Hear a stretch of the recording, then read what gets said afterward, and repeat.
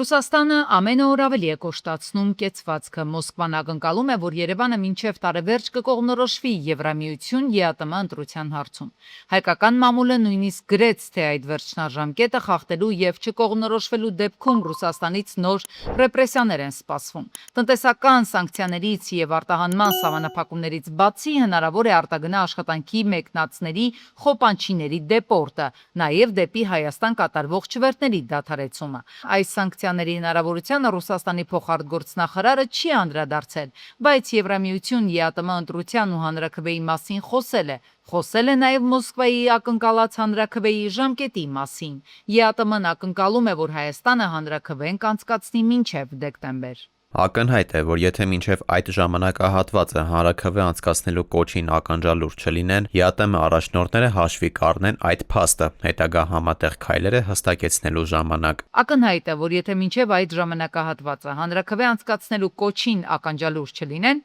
ԵԱՏՄ առաջնորդները հաշվի կառնեն այդ փաստը հետագա համատեղ քայլերը հստակեցնելու ժամանակ։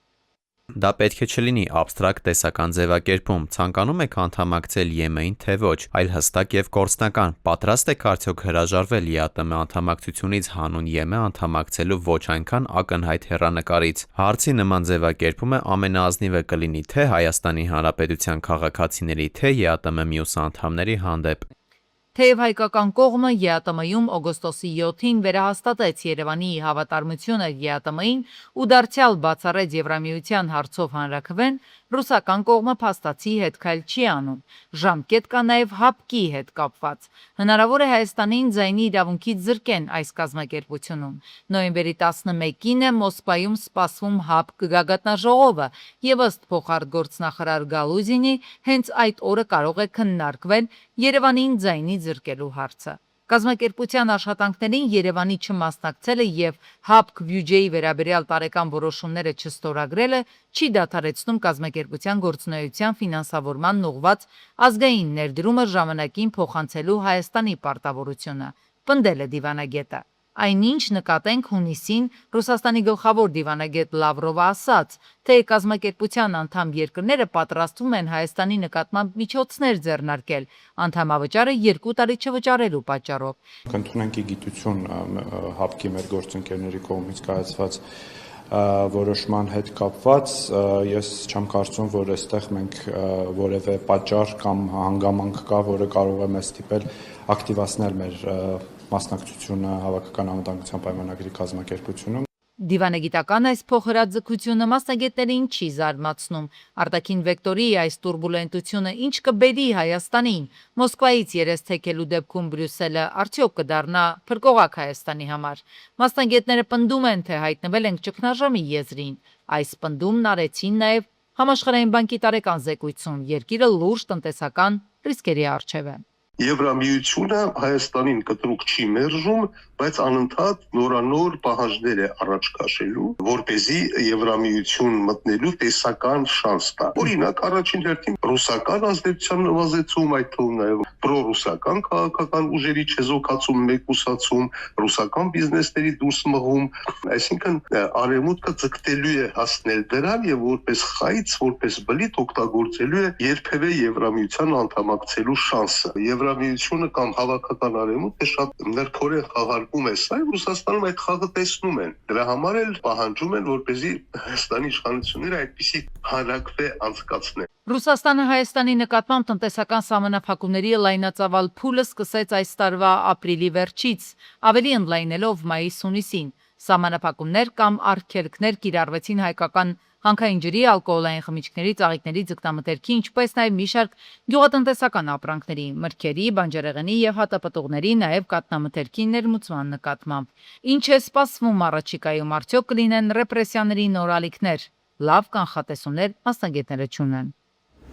Թուղթ ու գրիչը մի կողմ դնել, խույս տալ բյուրոկրատական քաշքշուկից։ Անհատ ձեռնարկատերերի հաշվառումը, տվյալների փոփոխությունն ու հաշվառումից դուրս բերումը, ինչպես նաև ՍՊ-ների փակ եւ բաց բաժնետիրական ընկերությունների ու հասարակական կազմակերպությունների պետական գրանցումը առաջարկվում է իրականացնել բացառապես առցանց։ Պահանջը կտարածվի նույնականացման քարտ ունեցող Հայաստանի քաղաքացիների եւ Հայաստանում կացության քարտ կամ հատուկ անձնագիր ունեցող օտարերկրացիների վրա։ Փաստաբաններն անցումը դեպի թվայնացում օրինաչափ չափ են համարում, սակայն այն կարծիքին են, թե համակարգի ներդրման հետ աշխատանքի ծավալը կնվազի նաև պետական գրասենյակներում, ինչն էլ իր հերթին կբերի վարչական աշխատատեղերի կրճատմանը։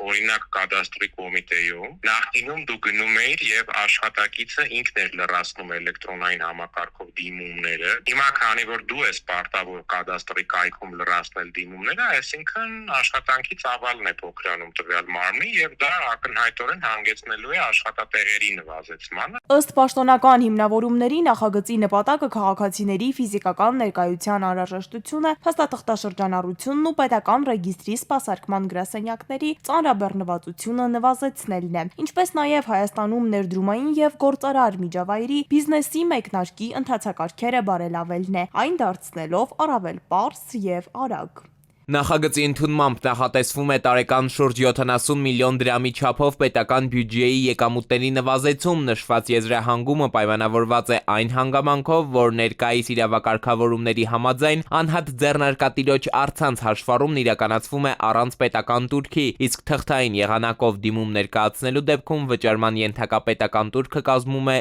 3000 դրամ։ Փաստաբանները թվայնացումը բնական եւ անհրաժեշտ գործընթաց են համարում, սակայն պարտադիր եղանակի անցնելու դեպքում կարևորում են համակարգերի տեխնիկական պատրաստվածությունը։ Համոզված են, որ քարտի կորուստը, նոր փաստաթուղթ ստանալու ձգձգումը կամ համակարգի խափանումը կարող են գործնական խոչընդոտներ ստեղծել։ Եթե դու քո նույնականացման քարտը օրինակ կորցնես, նորը ստանալու համար մի քանի ամիս հերթ ես կանգնում, իսկ այդ ընթացքում ինչպես աշխատես եւ ստորագրես, այսինքն տեխնիկական նման խնդիրներ, անկազմակերպ որոշակի process-ներ կան, դրանք ներկայումս էլ կան եւ բնականաբար ինչքան արդեն այդ թվային հաղորդակցության միջոցները պարտադիր դառնան, այնքան շատանալու են այդ խնդիրները։ Երկար անցումային շրջան նախագծով նույնպես նախատեսված չէ։ Փաստաբանները սակայն այն համոզմանն են, որ համակարգը նախ պետք էր փորձարկել, արձանագրել խնդիրները եւ միայն դրանից հետո առցանց եղանակը դարձնել պարտադիր։ Թե որքանով այս փոփոխությունը կպարզեցնի քաղաքացիների գործը, մասնագետների կարծիքով կախված կլինի համակարգի պատրաստվածությունից։ Հակառակ դեպքում հերթերն ու թղթաբանությունը նվազեցնելու նպատակով ներդրված կարգավորումը կարող է քաղաքացիների համար նոր, արդեն տեխնիկական խոչընդոտներ ստեղծել։ Սա կոչվում է Արաբկիր վարչական շրջանի էլիտար շենքեր։ Այս վիճակը, որը տիրում է Գրիբաեդով 17 շենքի տարածքում, արդեն մի քանի օր բառերով նկարագրելու չէ։ Կադրից ճիշտ է չի փոխանցվում տիրող գարշահոտը, բայց ակնհայտ է հակասանիտարական վիճակ է։ Հավատացել են, որ իրենք ապրելու են էլիտար շենքի էլիտար թաղամասում, էլիտար բակում, բայց ինչ իմանամ, որ այսօր արդեն 6-րդ օրն է, տեսնում եք, կեղտաջուրը դուրս է գալիս, ըստ բնակիչների, այսօր արդեն 6-րդ օրն է, դուրս է գալիս, բայց տիրություն անող չկա։ Այստեղ անցուդարձանողներին հակագազ է հարկավոր, քանի որ այն էլ այս շոքին նման պայմաններում ապրելն անհնար է։ Պատուհան բացել էլ չեն կարողանում, հոսքն այնքան ուժեղ է, որ հասնում է մինչև Կոմիտասի պողոտա։